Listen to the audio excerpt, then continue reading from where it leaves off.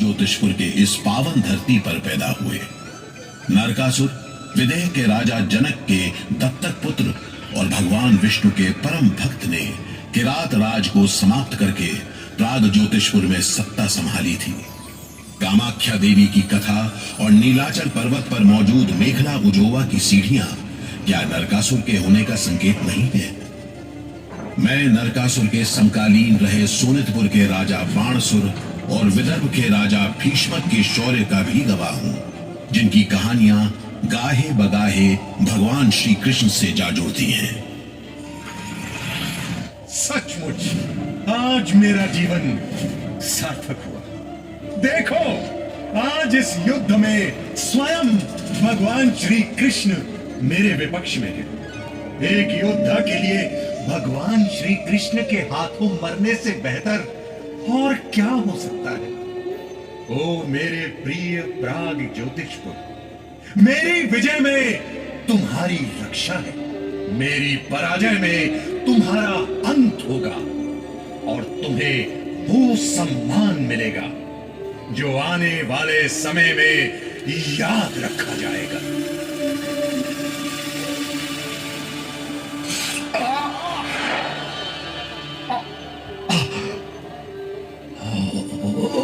मेरे प्यारे प्राग ज्योतिषपुर, स्वर्ग से भी सुंदर। ओ मेरे प्रिय प्राग ज्योतिषपुर, मुझे अपनी गोद में सोने दो। मेरा अंत आ गया है।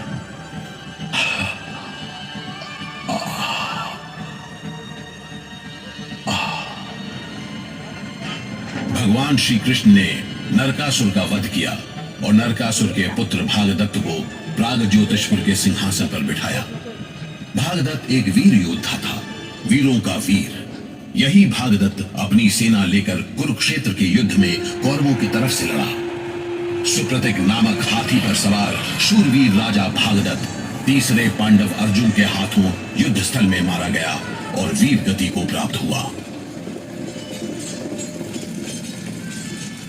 भागदत्त के बाद प्राग ज्योतिषपुर की इस पावन भूमि पर शासन करने वाले 17 शासक आए।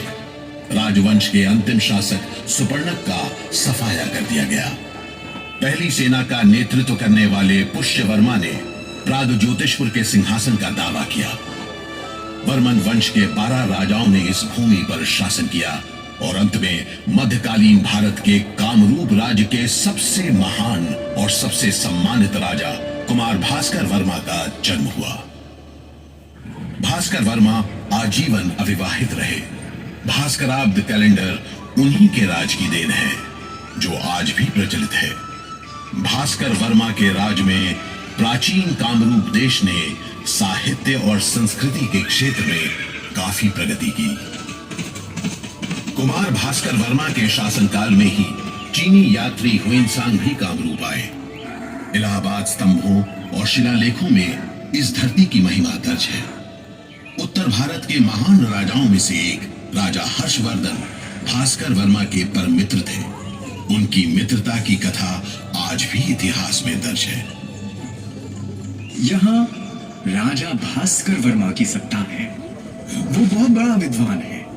उसकी प्रजा उस पर जान न्योछावर करती है। दूर दूर से विद्यार्थी शिक्षा के लिए यहाँ आते हैं। राजा बौद्ध नहीं है, लेकिन फिर भी वो बौद्ध भिक्षुओं का बहुत सम्मान करता है। भास्कर वर्मा का कोई उत्तराधिकारी नहीं था।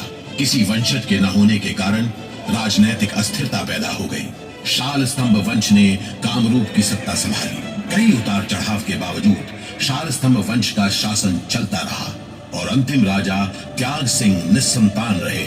फिर पाल वंश के राजा ब्रह्मपाल कामरूप की सत्ता पर बैठे और उसके बाद राजा नीलध्वज ने शासन संभाला और प्राग ज्योतिषपुर से हटाकर कामतापुर को अपनी राजधानी बनाई। इस तरह उसने कामरूप की सीमा में विस्तार करना शुरू किया और फिर कामरूप को कामतापुर के नाम से जाना जाने लगा।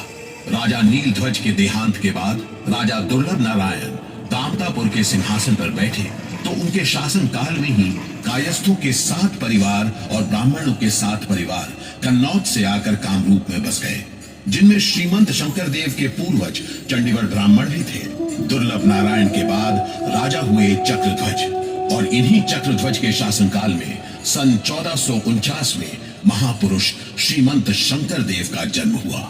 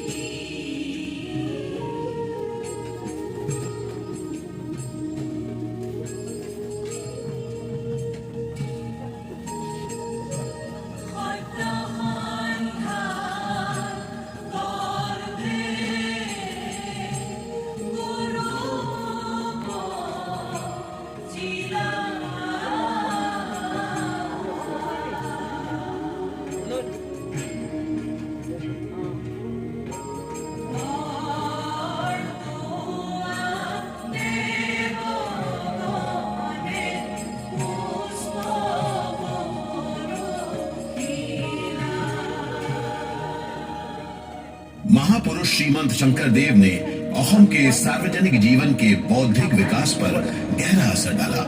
मानव धर्म और समाज की एकता के प्रति गहरी लगन के साथ, भेदभाव से मुक्त एक नए समाज के निर्माण के संकल्प के साथ महापुरुष श्रीमंत शंकर देव और उनके शिष्य माधव देव ने अहोम के धर्म और संस्कृति के दर्शन को पूरी तरह से बदल दिया।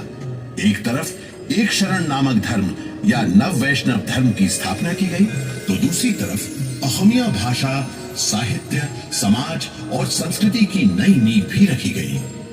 अहोमिया भाषा में नाटकों और अभिनय को एक नया रूप मिला। शंकर माधव की गुरु शिष्य जोड़ी के बारे में तो और भी बहुत कुछ कहने को है, लेकिन आइए कहानी पर वापस चलें। चक्रध्वज के बाद राजा नीलांबर की बारी आई। बाद में बिहार के राजा विश्वसिंधा के पुत्र मल्लदेव ने नर नारायण के नाम से कोचराज पर चढ़ाई की और अपने भाई शुक्रध्वज, जो चिलराई के नाम से भी जाना गया, उसके साथ राज किया। राज्य के महामंत्री और सेनापति के रूप में ध्वजपाल सुटिया के राजा थे। सुटिया के अंतिम राजा नितिपाल अहोमों के साथ युद्ध में मारे गए और उनकी रानी साधिनी ने चढ़ाई करती अहोम सेनाओं से अपने स्वाभिमान की रक्षा करते हुए चंदनगिरी पर्वत से छलांग लगाकर जान दे दी। पातकाई की पहाड़ियों को लांघता हुआ ये कौन आ रहा है? मूंगरी मूंगरम में 18 साल राज करने के बाद तिपाम से दिहिंग नदी के पानी को चीरता हुआ स्वर्गदेव सुकाफा का उदय हुआ। उसके साथ उसकी पैदल सेना, घुड़सवार और पुरोहित भी हैं, मगर महिलाएं साथ नहीं हैं। उसने मोरान राज्य की 4 राजकुमारियों से विवाह किया। वो कामरूप के अन्य राजाओं से समझौता करता हुआ आया और स्वर्गदेव ने जल्दी ही पूरे प्रांत पर आधिपत्य कायम कर लिया। सुखाफा एक अपराजय राजा के रूप में उभरा और उसका साम्राज्य अहोम की धरती के नाम से जाना गया। मूंगडूंग सुनखाम, हम इस देश की उर्वर धरती और प्राकृतिक संसाधनों से भरपूर राज्य में भाईचारा कायम करेंगे और अनाज उगाएंगे। बराही, कछारी, देवरी और सुटिया के योग्य बुनकर रेशम, पाट और मूंगा के कपड़े बनाएंगे और यहाँ के नागरिक खुद अपने लिए 2 छतों वाले घर बनाएंगे।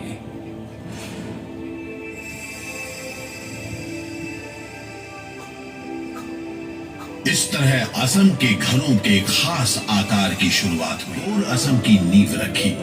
39 वर्षों के अपने शानदार शासनत्व में छोटी सी अहम सेना की जंगी बेड़े का टकराव हुआ। राम सिंह का काम तमाम करने के लिए ही लचित बरफुकन का जन्म हुआ है। किसने उसे उकसाया कि वो इंद्रवंशीय वीर अहोम स्वर्गदेव चक्रध्वज सिंहा के खिलाफ युद्ध लड़े? मुझे दुश्मन को मानहा नदी के उस पार खदेड़ना होगा। मुझे युद्ध के मैदान में ले चलो। बीमारी की हालत में भी मुझे लड़ना है। कोई भी बाधा लाचित बरफुकन को रोक नहीं सकती।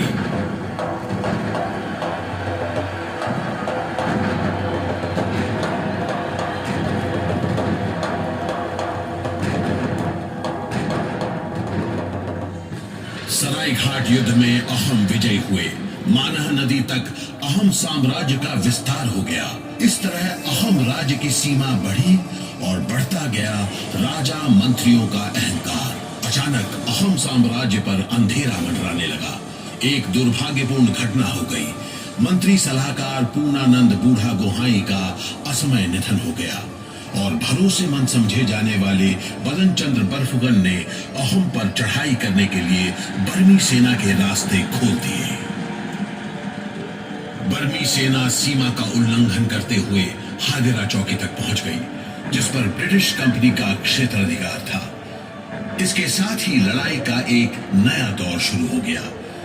ये एंग्लो बर्मी युद्ध की शुरुआत थी, जिसमें डेविड स्कॉट, लॉर्ड एमहर्स्ट और कैप्टन रिचर्ड ने अलग अलग युद्ध में बर्मी सेना को पराजित किया। ब्रिटिश सेना रहे न रहे इसमें जान गांधी की, न रुक सकी न रुकेगी जबान गांधी की। यही सबब है जो वो दिल से सबको प्यारा है, वतन का अपने चमकता हुआ सितारा है। सविनय अवज्ञा की पुकार से सड़कें गूंजने लगी। उठो, देखो, अंग्रेजों ने हम पर बहुत जुल्म किया है। हमारी माँ की आंखों में आंसू हैं।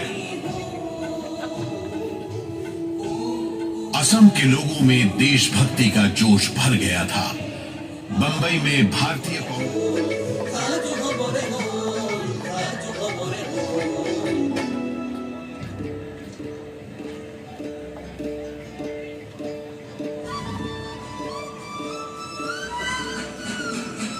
बजे रेलगाड़ी अमीन गांव स्टेशन पहुंची। गांधी जी रेलगाड़ी से उतरकर जहाज पर सवार हुए और गुवाहाटी नगर पहुंचे। भीड़ के बीच से होते हुए गांधी जी तनुराम फुकन के घर पहुंचे और उनके घर के सामने के मैदान में 25,000 लोगों की जनसभा हुई।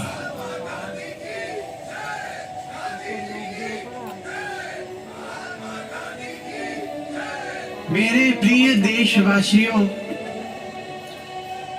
मुझे इतनी दूर आमंत्रित करने के पीछे आप लोगों का क्या मकसद है? क्या ये सिर्फ मेरी बातें सुनकर चुपचाप अपने अपने घर लौट जाने के लिए है? अगर यही आपकी इच्छा है तो मैं क्षमा चाहता हूं। मुझे आगे कुछ नहीं कहना।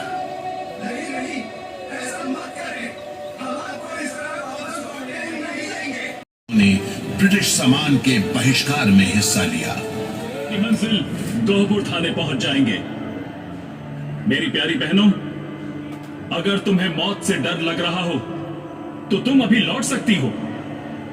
मुकुंद भैया, किसने कहा कि हम मौत से डरते हैं? हम जयमती और मुला गबरू जैसी महिलाओं की वंशज हैं। हम अपनी जन्मभूमि के लिए बाहें फैलाकर शहादत को गले लगाएंगे। हमारे शरीर के मरने पर भी ये क्रांति खत्म नहीं होगी। या तो हम जीतेंगे या मरेंगे। आगे बढ़ो भाइयों बहनों, Vande Mataram! Take the position! Vande Mataram! Vande Vande Mataram! British सेना की गोलियों ने कनकलता और मुकुंद काकती के सीने को छलनी कर दिया। 1946 में महात्मा गांधी चौथी बार असम आए। इस बार सन 1972 में शिलोंग से असम की राजधानी गुवाहाटी के दिसपुर लाई गई। इस तरह गुवाहाटी असम की सांस्कृतिक धरोहर बन गया। पूर्वोत्तर के प्रवेश द्वार अब असीमित विकास की राह पर है और पूरी तरह से अग्रसर है। जीवन के नए और बेहतर मतलब की खोज में असम के लोग अब एक साथ मिलकर जीवन के गीत गा रहे हैं।